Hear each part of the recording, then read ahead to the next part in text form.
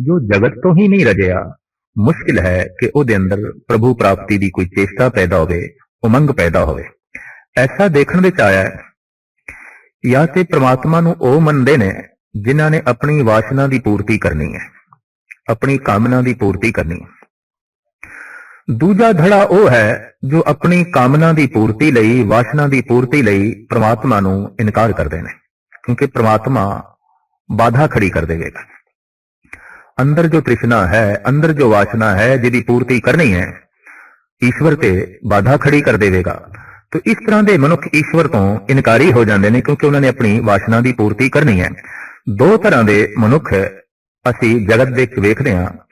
कमजोर तबका अपनी वासना की पूर्ति लई ईश्वर नूं मनदा है, ताकतवर तबका अपनी वासना की पूर्ति लई ईश्वर नूं इनकार कर दिंदा है, उस नूं बलाए ताक ते रख दिंदा है। कमजोर तो मुराद जिहदे कोल धीआं पुत्रां दा कोई आसरा नहीं, धन संपदा दा कोई आसरा नहीं, पद प्रतिष्ठा दा कोई आसरा नहीं, ਉਹਦੇ ਲਈ हुण आखिरी सहारा है ईश्वर। वासना बड़ी प्रबल है, तृष्णा बड़ी प्रबल है और उसकी पूर्ति करनी है। तो किस तरह होवे?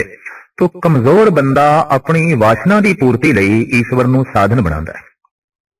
ईश्वर साधक है वासना की पूर्ति लई, पर जो ताकतवर बंदा है, जिसने जबर करना है, लुटना है, दुराचार करना है, हुक्म चलाना है जबरन, तो ईश्वर ते उस लई बाधक है, वो फिर इनकारी होवेगा।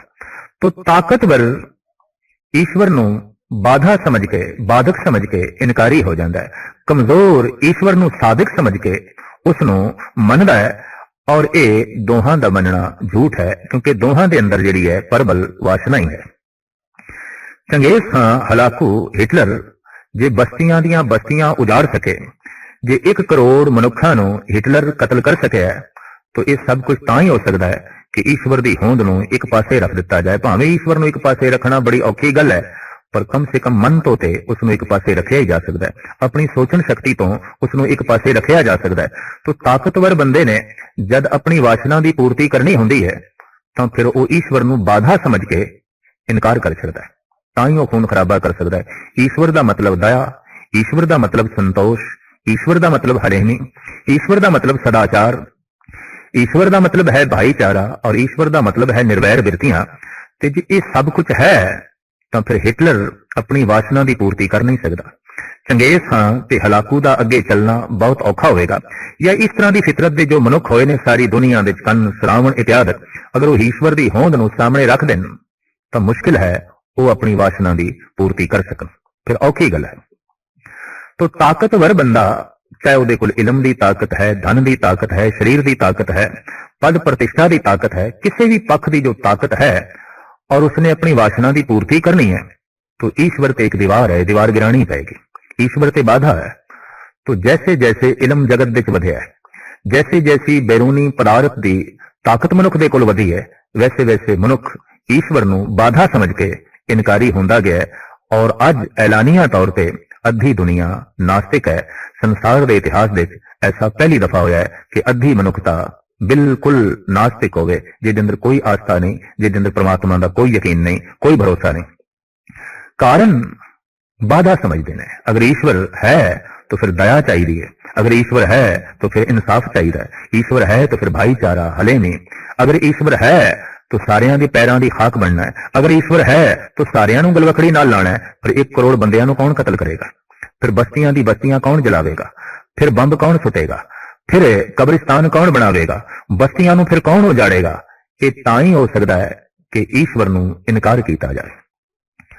तो करीबन करीबन जिन्हां ने ईश्वर नूं इनकार किया है, लाजमी है वो किसी न किसी पक्ष तो ताकतवर सन, चाहे धन दे पक्ष तो, चाहे प्रतिष्ठा दे पक्ष तो, चाहे ज्ञान ते इलम दे पक्ष तो जरूर होने ने।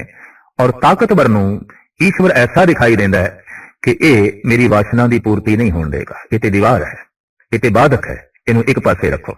कमजोर है बेचारा, निमाना है, निताना है, जात करके नीवा है, पात करके नीवा है, धन करके हीना है, पद प्रतिष्ठा ही कोई नहीं, रंग रूप करके हीना है। ऐसा मनुख है, उन्हें अपनी वासना की पूर्ति करनी है, जगत में उसनूं कोई सहारा नहीं दिखाई देता। तो फिर सहारा है कौन? ईश्वर। पर ईश्वर सहारा किहड़ी गल दा? वासना की पूर्ति करनी है। तो कमजोर लई ईश्वर वासना की पूर्ति करने का एक साधन है। और ताकतवर ਲਈ अपनी वासना की पूर्ति करने ਲਈ परमात्मा बाधक है, एक इनकारी है, एक मनदा है, पर दोहां का मूल आधार वासना है। साहिब श्री गुरु नानक देव जी महाराज अज दे इस पावन पवित्र पौड़ी फरमान पे कर रहे हैं कि धर्म की बुनियाद खड़ी है संतोष ते, वासना ते नहीं। चाहे वह वासना ताकतवर दी होगी तो वह ईश्वर को एक पासे रख देगा, और अगर कमजोर दी होगा तो फिर वो अपनी वासना नाल ही जुड़िया रहेगा, ईश्वर नाल नहीं जुड़ सकेगा, परमात्मा नाल नहीं जुड़ सकेगा। तो सतगुरु देव जी महाराज का फरमान, मुंडा संतोख असी मुंदरा पहन रखियां ने, केड़ियां संतोष दियां, जो कुछ है जैसा है सब ठीक संतोख। अपनी प्रालबत पे भरोसा है, अपने भाग ते ही भरोसा है, और संतोषी मनुख ते हर हालत विच प्रसन्न रह सकता है। तृष्णालु हर हालत विच प्रसन्न नहीं रह सकता। गुरु अर्जन देव जी महाराज का फरमान, आ गया मैं भूख सोई कर सूखा, सोग हरख नहीं जानियो, जो जो हुक्म भयो साहिब का, सो माथे लय मानियो। हे परिपूर्ण परमात्मा, अगर भुख भी आई है, कोई दुख भी आया है, तो मैं इनू भी तेरी दात समझे और प्रसन्न रहा, खुश रहा। संतोषी मनुख हर हालत विच खुश है, हर हालत विच प्रसन्न है। तृष्णालु मनुख हर हालत विच चिड़चिड़ा रहेगा, दुखी रहेगा, बेचैन रहेगा। तो धर्म का मूल गुण है संतोष। संतोष है तो सिमरन हो सकेगा। तृष्णालु ने संसार का सिमरन करना है, संतोषी ने निरंकार का सिमरन करना है। जो प्रभु के चिंतन विच डुबिया होया है, लीन है, तो एक गल स्पष्ट हो गई, संतोषी है।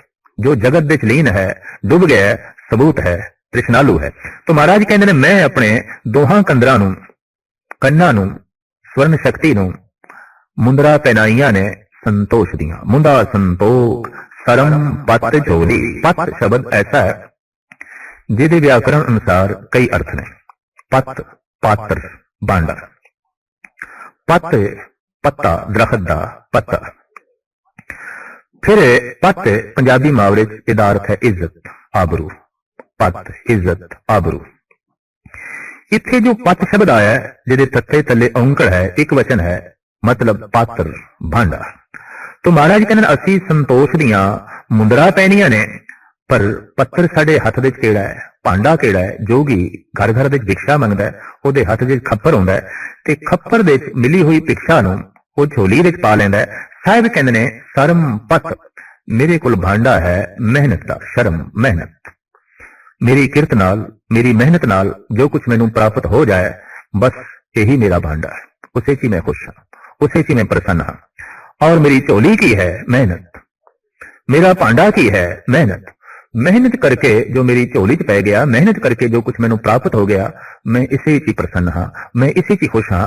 मैनूं दर दर मंगण दी लोड़ नहीं। साहिब श्री गुरु नानक देव जी महाराज का फरमान है कि मांगत मान ना पाया। मंगदियां मान प्रतिष्ठा मनुख दी नाश होंदी है, अणख मनुख दी जो है थले चली जाती है। पंडित गुलाब सिंह जी महाराज का कहना, तब लग गुण और गर्वता, जब लग कहे न दे, दे कहे तो खे सब, गुण गौरव पिठ दे। इस वास्ते गुरु नानक देव जी महाराज कहते हैं, मैं भिक्षु नहीं, मैं दर दर मंगण की क्रिया यकीन नहीं रखता। मेरे हथ विच मेहनत की झोली है, मेहनत का भांडा है, और इस मेहनत के भांडे विच जो कुछ पै जाए उसे ते ही मैं संतुष्ट हाँ। ध्यान की करें विभूत।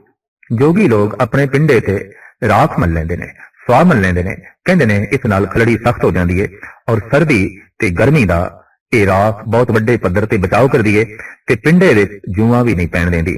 होर भी कई तरह के रोगां तो भी यह राख बचाउंदी है। महाराज कहंदे ने, मैं ध्यान की विभूत लाई है। ध्यान की करें विभूत, असी विभूति कीती है केड़ी? ध्यान दी। प्रभु दे जिहड़ा ध्यान जोड़िया है, ईश्वर दे जिहड़ी सुरत जोड़ी है, और सुरत जिहड़ी ईश्वर दे जोड़ी है, सुरत दी ध्यान दी जो विभूत लाई है, सानू कोई रोग नहीं लगता, सानू कोई संताप नहीं लगता, सानू सर्दी आलसी नहीं बनाती, सानू गर्मी बेचैन नहीं करती। असी इस तरह की राख अपने तन दे उत्ते मली हुई है। जोगी लोग तन दे उत्ते खिंता पहनते ने, हथ दे एक डंडा रखते ने, ते जोगियां ने ईश्वर प्राप्ति दियां अपनियां कुछ युक्तियां ते उक्तियां भी मनिया हुई ने। उस प्रथा है साहिब श्री गुरु नानक देव जी महाराज दे ए वाक, खिंता काल कुआरी काया जुगत डंडा परती। असी खिंता पहनी है काल दी, मौत दी, मौत का चिंतन है, मौत की चिंता पैनी है, मौत हर वक्त याद है। कुआरी काया जुगत ते साडी जुगती की है, काया नू कोरा रखना, कुआरा कोरा। पंजाबी च कोरा लफ्ज है, हिंदी विच संस्कृत विच कुआरा लफ्ज है, मतलब साफ सुथरा पवित्र बेदाग। महाराज फरमान करते ने काया नू कोरा रखना, बेदाग रखना, पवित्र रखना, ये साडी जोग दी जुगती है। और हर वक्त मौत का ही चिंतन करना मानो ये असी चिंता पहन के रखी है। देखण विच आया दो तरह की साधना जगत विच प्रचलित हुई है। एक ओ बस जीवन नू ही चेते रखो, एक ओ मौत नू चेते रखो, मौत नू चेते रखो।